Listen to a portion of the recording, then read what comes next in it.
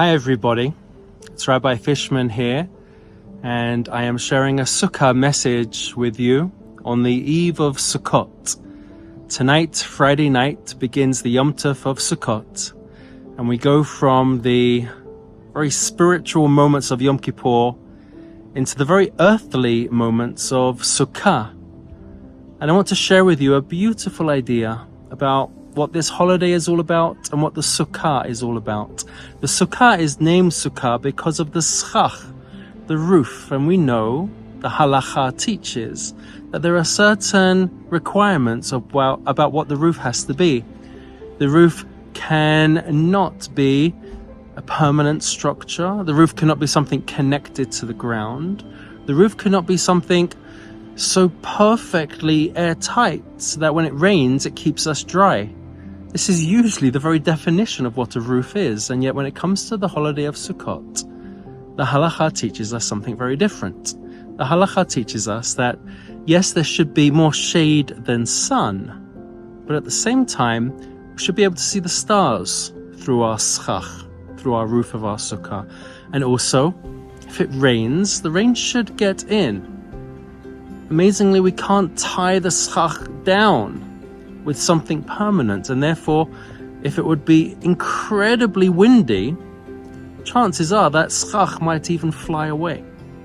So according to halacha, we have a list of requirements that our roof, our schach, for the name sukkah, be very flimsy, be very porous, be very transient. That's idea number one. Idea number two, what's the name of this holiday? According to our sages, they called it Zman Simchatenu, the time of our rejoicing.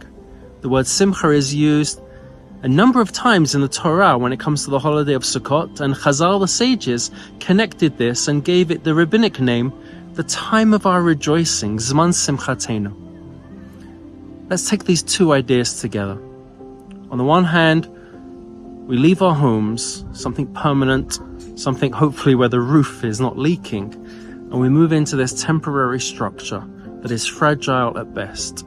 And somehow we call this the time of our greatest happiness. How could that be? And I think the answer to this simple question is truly profound. A sukkah creates the greatest happiness because we remember and we realize what we actually need to be truly joyful. It's not a home of bricks and mortar that causes us joy, but the people inside of it and what takes place within it. The synagogue is a place of community, a place of connection. This is what happens in our sukkah. And you don't need something very large. You don't need something very sturdy. Indeed, if it rains, you get wet. You need something temporary, transient, because that's all you need. At the end of the day, a sense of connection to those around us, the ability to reach out to friends, to family, to community. And when we have that, we realize that actually we need very little else. Yes, a roof over our heads, but even then, for 7 days, it can be something where we can still see the stars when we peek through a little closely. This is the Zman Simchatenu, the holiday of our rejoicing, that is the holiday of Sukkot. This is the schach of the sukkah, something flimsy and transient. And if we remind ourselves, at the end of the day, this is all we really need. Zman Simchatenu Tova Hag Sameach. May this truly be the time of our rejoicing. Shabbat Shalom, Hag Sameach.